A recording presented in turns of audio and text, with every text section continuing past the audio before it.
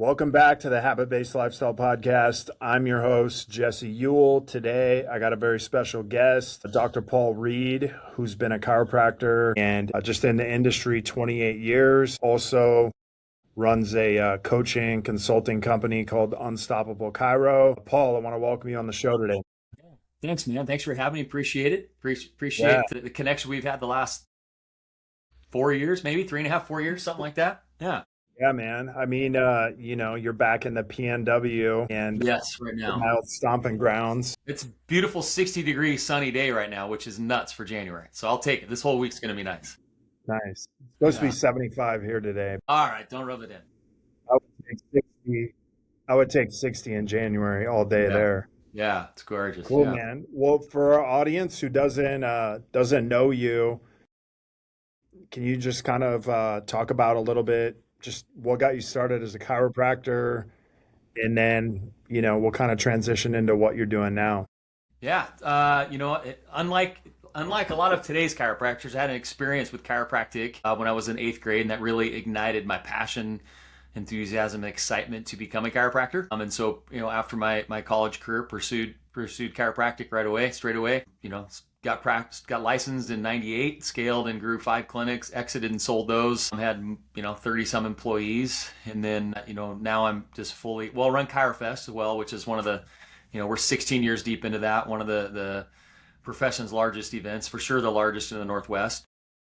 And then had coached previously in my career, but it wasn't right timing with a buddy of mine. We both had young kids, just wasn't, and full practicing, we just wasn't right. So then I started mentoring, coaching, inspiring docs here again about 3 years ago. And so full-time mentorship, helping docs, create their next best, whether it's scaling by themselves, scaling with multiple docs, scaling with multiple clinics, whatever they need, as well as most importantly, working on themselves.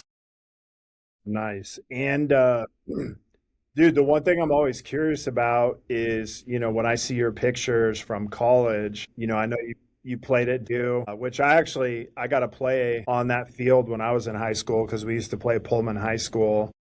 And I was probably there because you're a couple years younger than me, just a couple. So Yeah. I was probably Funny story, man, is I actually remember playing there, and I think it was about 30 degrees, and I remember getting tackled for the first time, on the and I concrete. had no like elbow anything, and I just remember like the skin getting shaved off my arm, and was like, dude, this is the most painful thing I've ever felt in my life.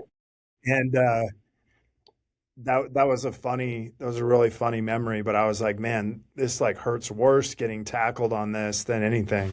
It was our turf was terrible at the time. I'll leave it at that.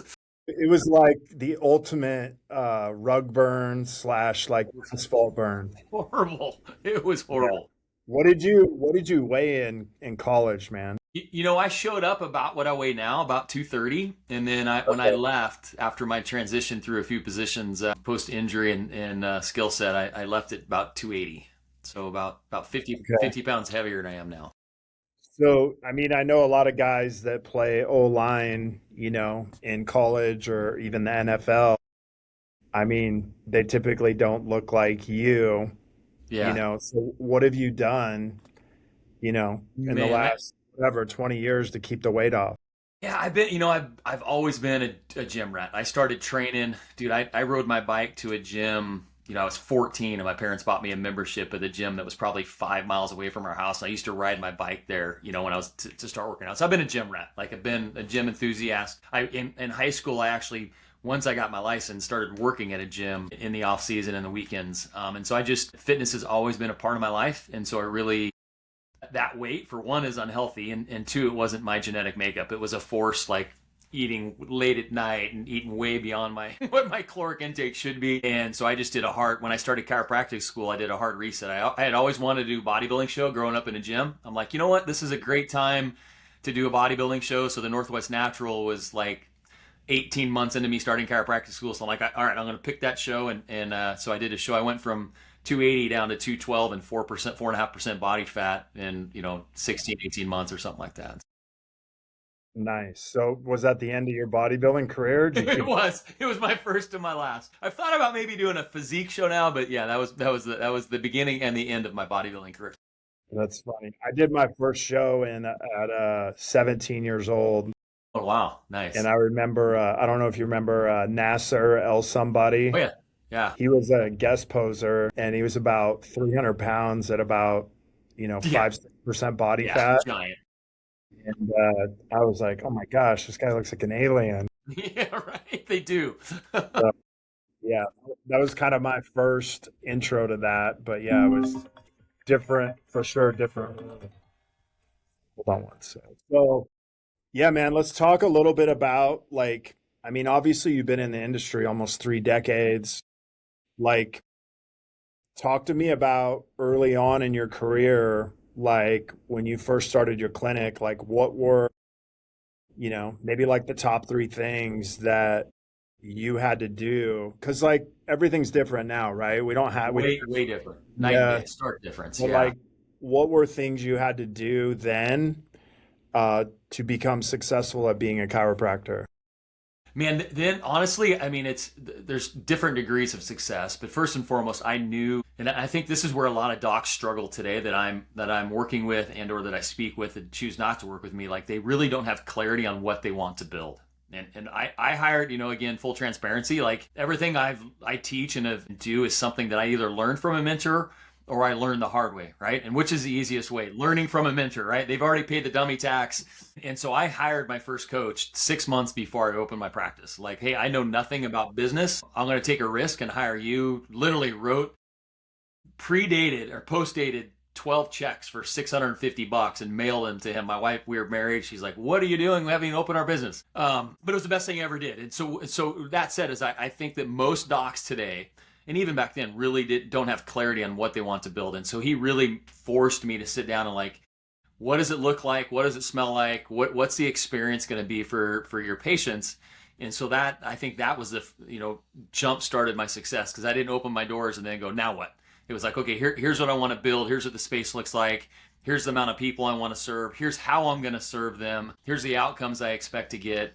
And then I was able to, to craft, reverse engineer what it would take to build that from that point. But today, too many docs like, oh, I'm going to do this. And then they jump in with no clarity, no certainty. And then it's like, well, so you can't reverse engineer something you don't know you don't want to build. Right. Yeah, I mean, I think that's important, is like, hey, most people are doing things because they're passionate about it, Mm-hmm. but they don't know how to define, kind of like begin with the end in mind, right? Yeah, And, absolutely. once you have a destination you want to go to, reverse engineering, that process is a lot easier. And, that's kind of a big thing, when it comes to your business, because like passion isn't enough. You got to have the outcomes that you help patients get. All right. So obviously hiring a coach is Yeah. huge, kind of like defining the results and outcomes you want your patients to get. Like at what point, going into your chiropractic is like, what point did you know that it would work for you? Again, it's always ambiguous and you don't really know. But once I got going and within I hit my target goals within my 90 days, I knew that I had a formula that was functioning at a high level. Yeah. I didn't, obviously there were some little roadblocks, but I really, I accelerated extremely fast. One, two, I think one, I knew what I was doing and God got on my side, like opened up some doors and allowed things to really flourish in a short amount of time. Again, based on, I think I was following and doing what I was supposed to be doing. Yeah. But once, so I would say probably within 90 days, I saw that the formula that I was teaching and teaching my practice members and was working. It was getting the results, and patients were referring, they were staying, they were paying all the things that we, as a business owner, you want. Yeah. No, that's so important. So talk to me about like kind of like the three biggest things you see today with, Yeah, chiropractors, just, with how they practice, how they show yeah. up, kind of those things. Yeah, again, our industry we have and it may be in other industries too, but I think we have a tendency to chase shiny objects, right? And you can't be a master to too many things, otherwise none of them are going to work. And so back Yeah. to really knowing that one thing, and it's great to have ancillary ancillary options for your practice members to serve them, right? Right. Because, in my opinion, I was hardcore, like spine and nervous system needs to come first, then everything else that serves the spine and nervous system, can fall in suit behind that. As long as you're second full to that, as long as you're congruent with it, right? If you're offering a service that you're incongruent with and you're doing it to chase dollars, that there's incongruence and you're serving the wrong master and you're going to get bad results long term. Right. But really understanding and knowing who you are and how you want to serve those practice members, and then doing your best to do that. So again, there is lots of options today. We've evolved as an industry. Healthcare has evolved, not only just chiropractic, but healthcare and the things that we can provide for people to help them not only get well but stay well. And I think you just need to. It's okay to offer those ancillary things, but keeping the main thing the main thing. Yeah. And I think what happens is a lot of chiros shift from their primary, like I went to school to be a chiropractor, and it's great that I can offer nutrition advice and weight loss advice and all these different modalities or things. But if you lose sight of the main thing from being the main thing, then everything's diluted. And while you might have some short-term success, what's going to happen when the trend shifts, right? Like when the trend shifts, then you're going to have to shift. But if you keep your core thing is your primary source of revenue, your primary source of messaging, and then you add these other ancillary things that are serving that primary message, then it's okay. But I think today I've seen too many chiropractors start chasing niches, which are really, if they're out of alignment with who they are, then there's just incongruence, and it's not gonna. I would equate it to like you were a gym guy, right? Before you in your previous life, you had Yeah. 3 gyms. Is that what it was? Yeah. Yeah, so I mean, an easy correlation, like the primary, I'm guessing and speculating, but was the primary revenue generator memberships? Well, I had training gyms, so Okay, primary okay, a little thing was different. training. But, Yeah, I mean, I think what you're saying is like, look, the foundational part of your practice should be training. If you're a training gym, the foundational part of a chiropractic clinic is chiropractic. chiropractic. And if that's not the foundation, then yeah, ultimately, trend shift, niches shift, you're probably not going to have that foundation to land back on. And so like, I mean, I would say I agree with that because ultimately, if you're a trainer, in order for me to add like niche services to that, I got to have foundation principles in training because if they're not doing those things, the other things aren't going to make that big of a significant difference. And so, chiropractic is the same way, man. I really think that all health is the same way. It's like the foundation has to be the foundation, and that goes deep and that goes wide. And then what you build on that, I mean, ultimately is your choice and Absolutely. how you want to do things, but you got to have that foundation. And I think that's important in any business, right? Yeah, and I would yeah, 100%. I would tell you that the chiropractors that I mean, and there are a lot doing well with doing niche services, but they would even do that much, in my opinion, if their core to your foundation, to your point, was strong, they would even do that much better. But Right. if your core is weak and you're adding this over here and adding that over there, and they're all doing okay, yeah, you're winning, but not to the level or degree that you could win if your core was really solidified and had a firm foundation like we should be built on. It'd Right. be the same thing like if LA Fitness, right? They got tanning salons and they do or tanning beds and supplements. But if they can't rely on the tanning beds and the supplements. It's their core foundation of like we're a gym, like but we add these other things to your life. Right. It's more of it's more in alignment with, what they're already offering, right? Yeah, And absolutely.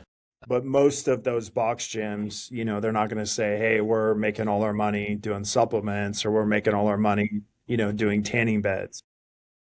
So, Yeah, so yeah, man. that's what and again, it's we should offer those things. And again, uh, healthcare has completely evolved and shifted from when I started in 1990. I graduated in December '97, right? So it's been 29 years, and so stuff is way more accessible.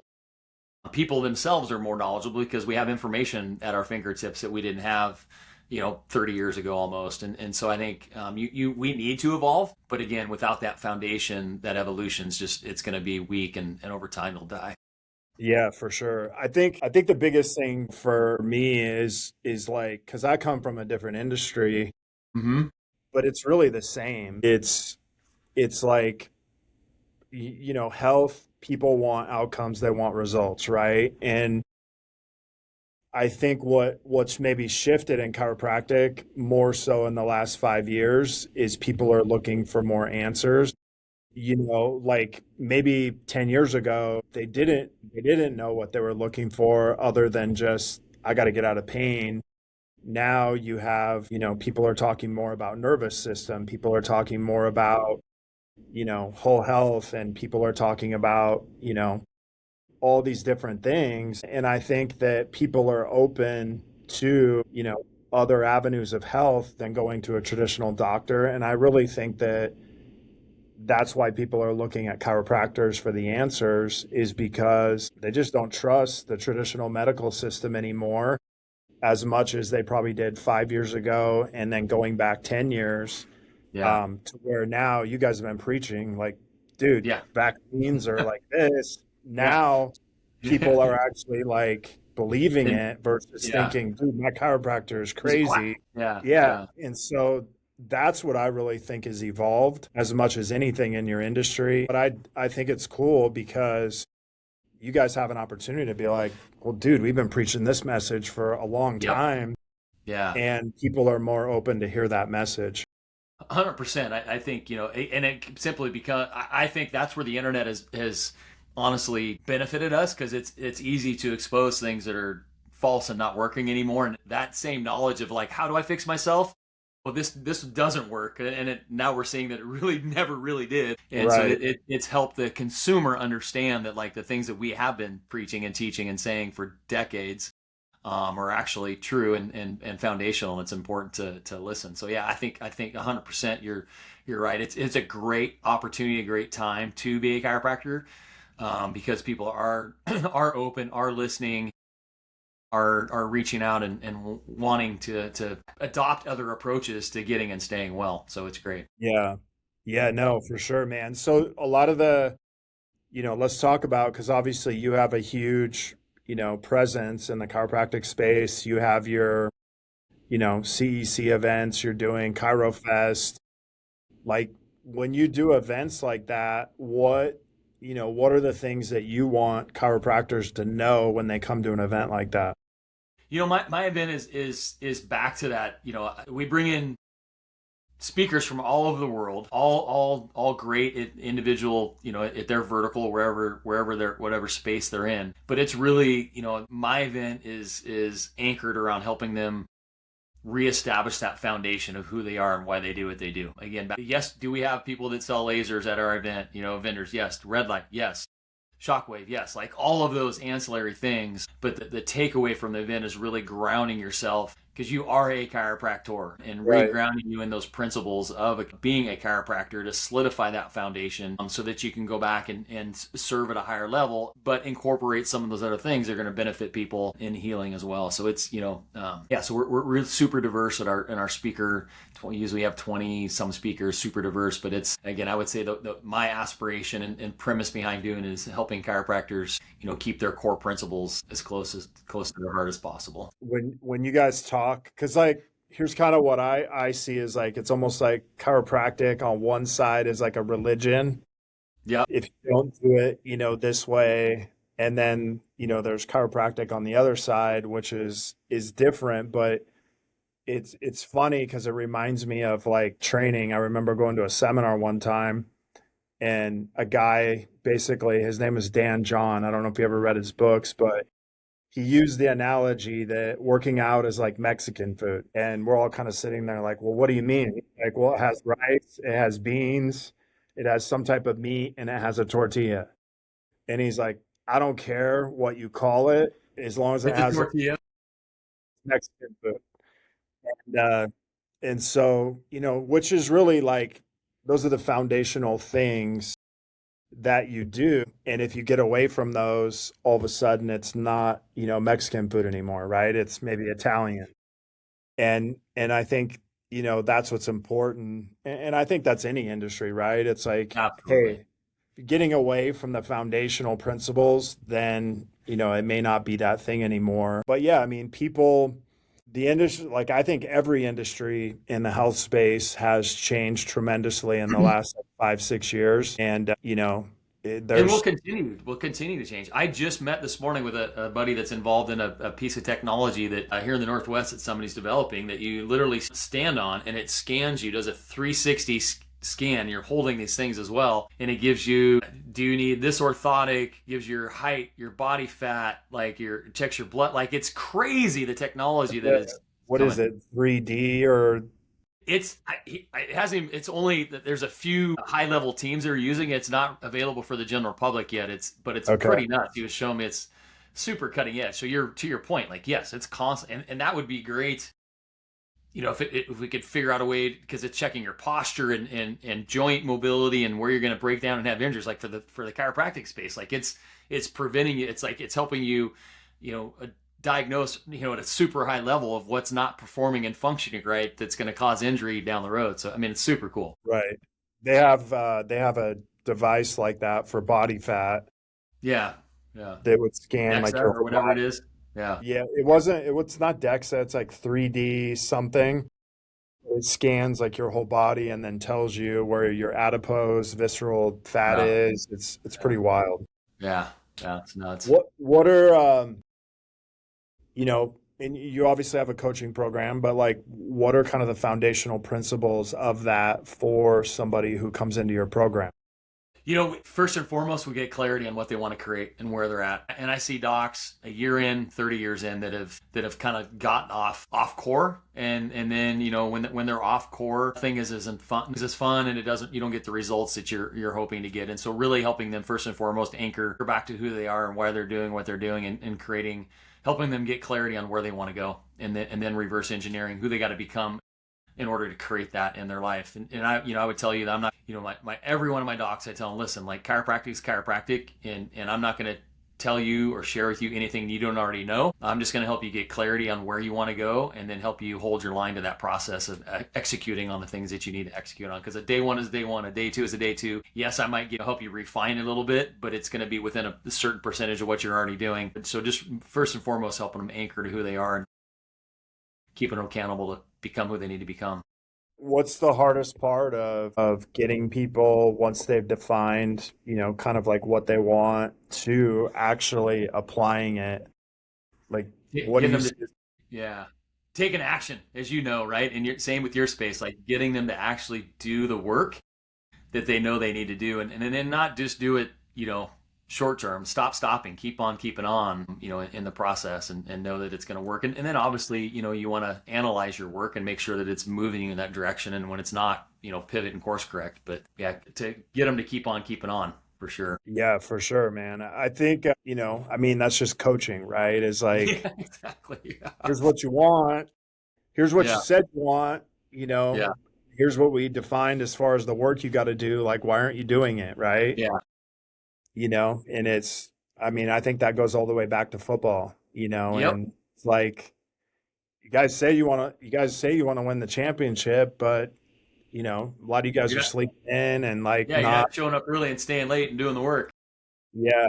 So I think that happens all throughout all of this. Who are like some of the mentors, man, that you've had that have really like impacted you and like helped you grow in your industry? Yeah, I think my very first, probably the one that helped me the most was my very first coach that I already brought up, and it was Ron Oberstein at the time, the most recently retired Life West president. So I started working with Ron literally 6 months before I opened, and he really helped me establish that core that I'm talking about is who I wanted to be as a chiropractor. And does that evolve and change? As you evolve and change, and as the industry evolves and change, 100%. But that core foundation was always the core foundation. And so Ron, of all the mentors I worked with, and I continue to work, I'm an advocate of you should always have a coach or two or three, depending on, how much you want to move the Right. needle in life. And so I've always still do and always have had coaches. But Ron was probably, I'd say, if I had to go back and look at my chiropractic career, he probably had the biggest influence in me by far. And that was your first coach? Yep. Yeah. Oh, wow. Okay. Well, I mean, that's pretty good, man. If you got that good of a coach right off the bat. Yeah. He's just a great human, and, helped me just So many things, even beyond chiropractic, just the relationship he had with his family, and yeah, just a lot of foundational principles for life. So it was great. Well, let me ask you this, man. Like knowing you've built, multiple practices, knowing you've sold them, like what would you do different now in the way that you build your practice versus maybe when you very first started? Honestly, I probably wouldn't have sold. So hindsight's 20. And it was great. And it was a God thing and aligned and it worked and all those things. But I had a really, really, really well running, highly, high retention with our practice team members. Like we had longevity with our team. And I think that's, based on the culture that Heidi and I had built. But we had a really great thing going and making a really big impact and allowing our employees to live great lives. And so if I go back, maybe I wouldn't have done that. Hindsight's always the best. But in regards to the practice, it worked really well. I mean, I could have learned to be a better communicator. And I think as DCs or any business owners, an entrepreneur, like, something an afterthought is like, I didn't communicate my expectations to my employees early on. I just thought that they knew what I wanted of them, and I like to say unspoken expectations is premeditated disappointments. Like I was like, Right. maybe looking to get upset at them, and so I looking back, like, always moving forward, I want to make sure that I'm super transparent and authentic and clear on what I expect of an employee, which I don't think a lot of employers do very well. So Yeah, I mean, I think, I think for business owners, you're a hard charger, right?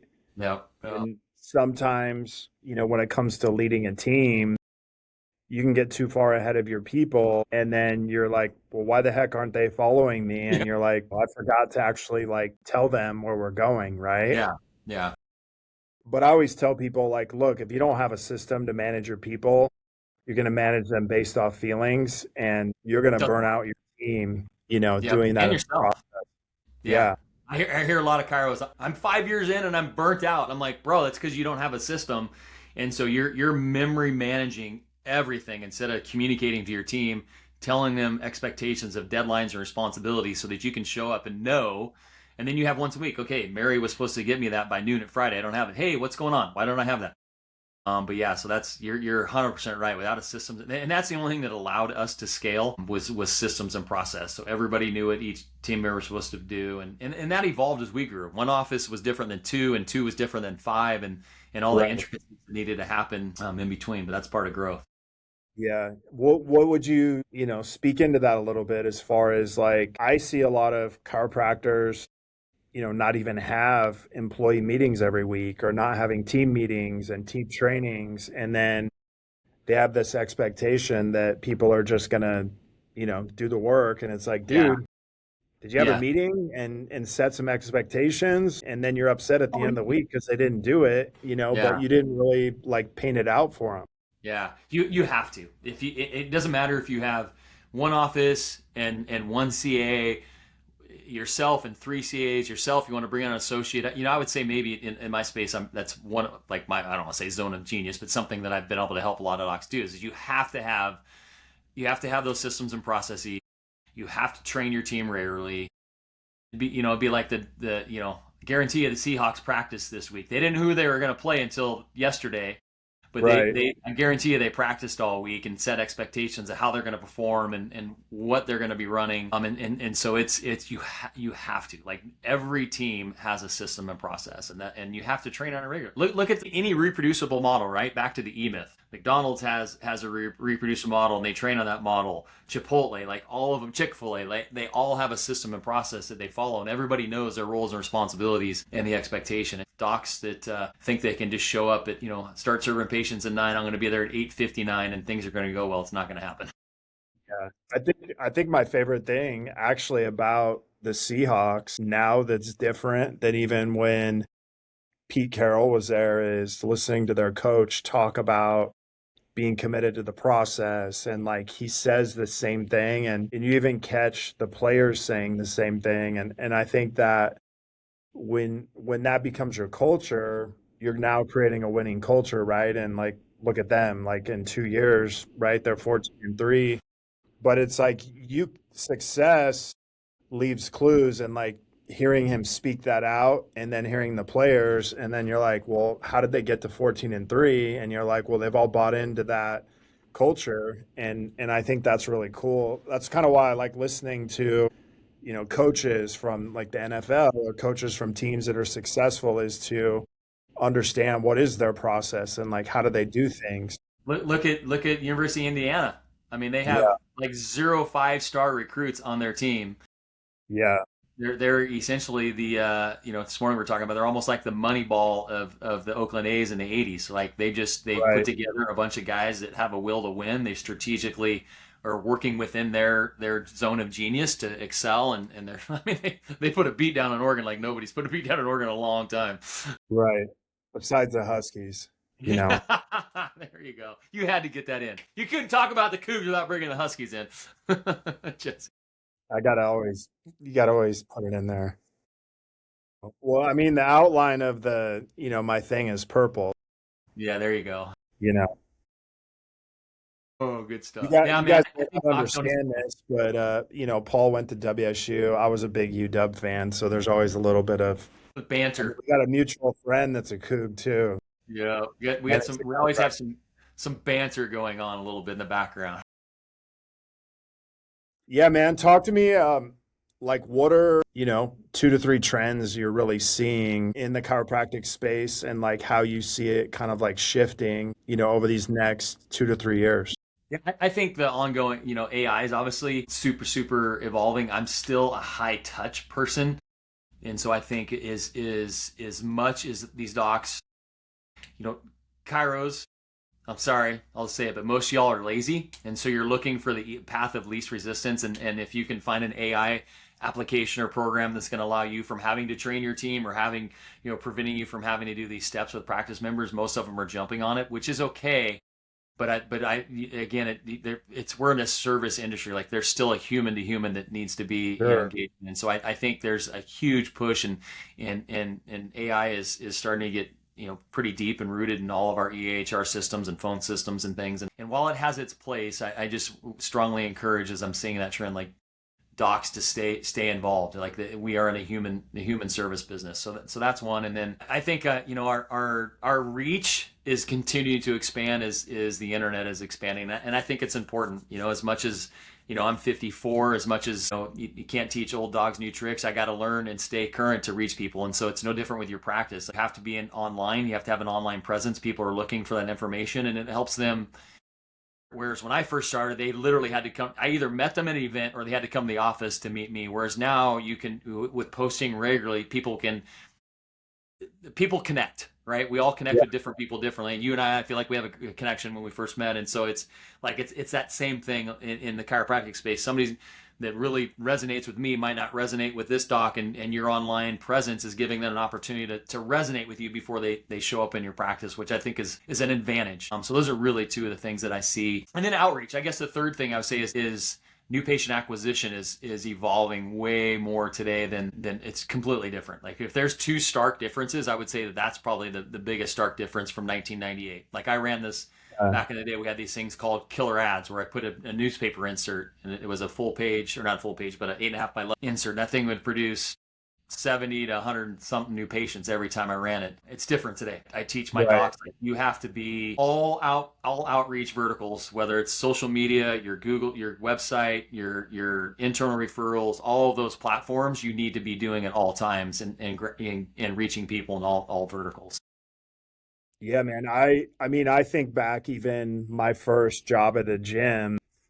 I remember the manager, he's like, "Hey, you seem kind of quiet and you don't really seem approachable." He's like, "I want you to go out and meet 5 people on the gym floor and come back, bring me their name and bring me their goal." And I'm sitting there thinking like, dude, I want to punch this guy right now, but I really need this job. So I went out, I come back, and I slapped down like 10 names, 10 goals, and I was like, "All right, here you go." And he's like, "You got the job." And but I remember that because it was like I had to go out and actually talk to people and learn how to communicate. And what I see today, whether you're a chiropractor, trainer, whatever, is people have stopped communicating And it's like we had to go hand out business cards. Like you meet a guy at a grocery store, he's like, "Hey, what do you do?" I was like, "Actually, I'm a trainer. I'd love to get you in for a free workout." You had to like pitch right there on the spot. And I really think that's what is missing. And we have to communicate about what we do so much to where it becomes like, almost like a language. Like you said, is like people aren't clear on who they help. So it's like if I run into you in the store, you're like, "Hey man, like what do you do?" And you're like, "Hey, I'm a chiropractor," versus saying like, "Actually, I help people, get out of pain, restore their health, and fix their nervous system." They're like, "Whoa, dude, I got to come in and see you," right? And so that clarity of messaging is so important today. Now you actually have the ability to like turn on social media and have thousands of people seeing you every single day. And I think that's the power of it. But I still think people need to, they got to learn how to communicate, right? Yeah, I went, and I think the docs that I'm seeing that they're in my opinion winning at the highest level are doing all of those things. Yeah. Getting out in the public. I went door to door before I opened my office back in '98, like literally in the neighborhood, knock knock. Hey, I'm Dr. Paul. I'm doing a health survey? Can I chiropractor opening out here? Anyhow, so it was Dude, all that training, I think, is what makes us yeah. successful, right? Because I was like, I had to go do that to, I hired these kids. I remember we had like a $15 membership thing that we had a contest for, and whoever got the most got like a $3,000 bonus.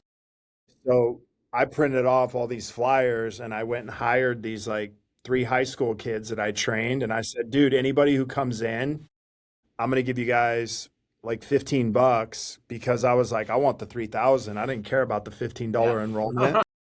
So I hired them and I ended up signing up like 93 people in like one day. And I made $3,000 the bonus, but people were all upset at me because they're like, "Dude, you went and hired people, of course." And I was like, "Well, they never said the rules. They just said you have to sign up as many people as possible." But it's like the more outreach you have, the more people are going to see you. And here's the thing is social media today, people aren't looking at your TV screens in your office. They're not looking at your signs. They're looking at social media when they're in your clinic. So if you're not on there, they're not going to know what you have to offer and how you can help them. And, bringing up, other services that you may offer, I think a big reason why people aren't successful with those is because their clients don't even know that they have to offer them. So it's like, hey, you can go buy a $100,000 Softwave machine, but if it just sits in an office and you put a sign up in your office, don't expect it to be successful, right? And so I think social media is a way that we can kind of bridge the gap between, being able to be in front of a client all the time when they turn on their social media, and they're more likely to follow through with, whatever we're asking them on the other side. I 1,000% agree. No matter what it is, the adjustment to soft wave to nutrition, whatever it is, like it's yeah, 1,000% agree. Yeah, So and yeah, that's man. where technology is benefits. What's that? That's where technology is benefiting. Yeah. And I even see AI. To me, AI is like take something that you constantly have a conversation with your clients about, plug it into AI, and now start creating, PDFs, handouts, curriculum around that because it's your own experience in your own conversations you're having with clients, and start learning how to monetize that for your people to be more successful. And that's where I see like AI really helping people is that, hey, are you taking the conversations you're having with people and creating resources or curriculum for them where they can be even more successful with what you're doing? Yeah, I agree. So, yeah. Good stuff, man. Love it. Yeah, man. Well, talk to me. I got like a couple questions. So, one is obviously, you've sold your businesses, you've done those things, but like, what are things that you invested in that you felt like paid off the most, when you had your clinics? One, coaching is getting a mentor. One that again we've paid the dummy tax. We can get you there in a short amount of time. And then two, reinvesting in the business, I think is, Yeah. I think docs get short-sighted and they start investing, just spending more at home instead of reinvesting in the business and creating that, maximizing your opportunity to create a great patient experience, because that's going to pay dividend over and over and over again. And so I think, I see too many times docs get short-sighted, short-minded, lack-minded, whatever you want it is, and not reinvesting in their business to really create that wow experience. I remodeled like every 2 to 3 years. I did something. Like if you look at the trends, like look at, we'll just say Starbucks, love them or hate them, like they're constantly updating their stuff to create a great customer experience. And so I think, first and foremost, you have to reinvest in your business, and then, reinvesting in yourself as well. So Yeah, what is my guy that does life insurance talks about, you are your number one asset and your business is your number one investment. yep. Yeah, I mean that's a True. huge thing, right? Yeah, You it's know, true. and people, I think the other thing too is a lot of times we want to outsource investing, right? So it's like if I invested $100,000 into my business, I would get probably a higher rate of return than anywhere else. If Yep. I invest $100,000 in the stock market, I'm letting someone else ultimately control that outcome, right? And I think that's what's cool about being a business owner is like you can invest in yourself and you can invest in your business, and like that's your highest rate of return. Yeah. Yeah. Back to not selling, right? Like because now I completely had to shift where those were invested in something else. Whereas if I had five, who knows? I'd have eight now, nine, who knows where I'd be, So yeah. Yeah. Well, I mean, I sold my gyms and I think I just was kind of like grew out of Yeah. Yeah. that, Different season. Yeah. that model of business. And, I think sometimes it's easy to be like, well, if I still had it, I'd be Yeah. taking over the world. So, but yeah, I mean, I think it's cool, man. And I think, for you, like knowing your story and knowing your history is like, I think, maybe God's got something bigger for you that is like you needed to go back to and get some other training to be able to kind of like take, whatever you're going to do next to kind of like that next level. Yeah. I agree. Still, So, still, still digging in and trying to be obedient. yeah, man. I mean, it's tough. Like maybe our last thing is like, what was the hardest part of you selling? Like, because everybody talks about selling. You're like, dude, I got all this money, but nobody ever talks about what happens to your identity after you sell and that transition. Yeah, so a couple fold, right? Like it's easy to get complacent, right? Like it's like and so that's first and foremost thing. But then for me, it was the hardest part was seeing my baby essentially not running and performing to the way that I left it, Yeah. which was tough. Again, we're in the relationship business, so I had, at the time, whatever 24 or 25 years of relationships that I had built with practice members that knew me personally. We become essentially friends, and Right.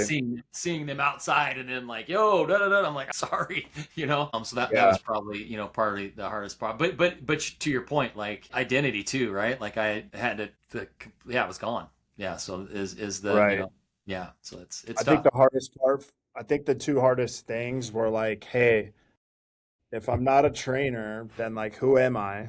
Yeah, Right? Because I'd been a trainer for like 20 years. And then I'm like, all of a sudden, now you're not. That was like, I didn't think that was going to be a big deal. And then I was like, dude, I got to like redefine who I am. yeah, And then the other thing was like people always telling you how great you were. All of a sudden, like that just like was gone. gone. Right. And, it was like, where did I get all my fulfillment from? And so it was kind of crazy to go through that whole process, but that was, that could probably be a whole nother podcast. Yeah, So, right. Yeah, exactly. well, hey, But man, back to, I mean, you're in the same journey, right? Back to like you feel like God's got something bigger for you, and I do too. And some of that even got spoken over me at my last event. So, but I'm still trying to, still being obedient and marching forward. Like, all right, waiting for that door to open up for where it blossoms. So yeah, yeah, yeah, man, I really, I really think just from the conversation, I think there's something big for you coming that you've been prepping for, the last like 3 to 5 years. And like, I see you kind of stepping into that, whatever that is, right? yeah. Thanks, brother. Yeah, I appreciate that. Thank you. Yeah, But hey, man, it's so good to catch up with Yeah, you, and I dude. really appreciate you being on today. If somebody wants to know about Unstoppable Chiro, how do they get in contact with you? Oh man, social's easiest at Dr. Paul Reed official, Insta, Paul Reed on Facebook, drpaulreed.co is the site. But yeah, yeah. Cool. Okay. And guys, if you're listening to this, go into the show notes. There'll be a direct link to Paul's website or Instagram. So go check it out. If you guys are looking to connect with a group of like-minded health professionals, go ahead and go into the show notes, our habit-based lifestyle secrets group, where we talk about ways you can grow on, Facebook, everything to do with your business and habits. Hope you guys have a great week and I look forward to talking soon. Thanks, brother.